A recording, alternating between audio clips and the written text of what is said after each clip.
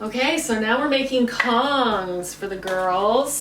Kongs are awesome because they're an interactive puzzle toy, and we love them because they calm your dog down while also keeping them occupied for a little while. Put your treats and food into the big hole, and they can manipulate it, chew it, throw it around, step on it, roll it around, and then the food falls out. Basically, this is measured out. This is one meal for the two of them. So that is the water from a coconut milk yogurt. And then I'm going to put a little bit of regular yogurt in too. So then you just spoon it into these guys.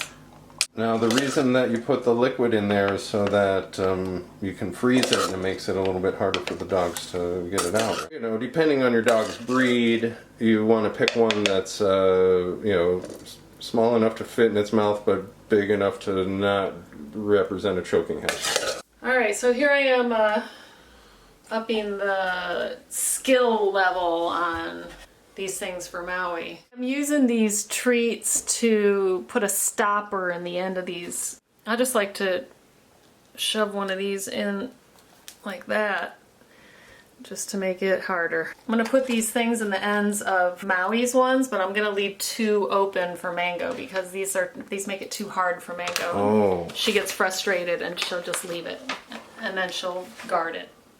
Yeah. So you make Mango's a little bit easier to get the food out, and Maui has to work harder. Yeah, because Mango doesn't have the tolerance or frustration for it. She'll give up. It's important when you're starting with a new dog who's never seen a Kong before.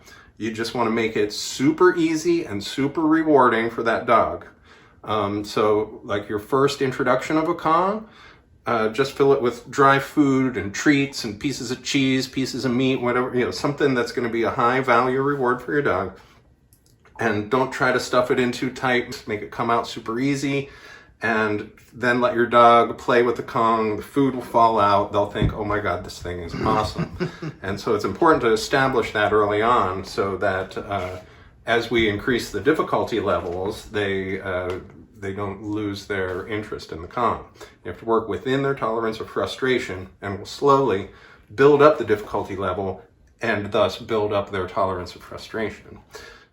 But this way I can pretty much just use this as like all or half of their dinner, because like all of these Kongs made up one dinner. So, if you give them half of these Kongs, then they still get some kibble in some other way as well, whether we just scatter it or put it in a snuffle or play some of the calming games. Mm-hmm. Putting them into a Ziploc.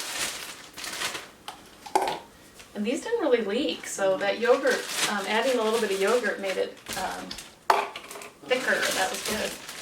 So, breakfast for tomorrow.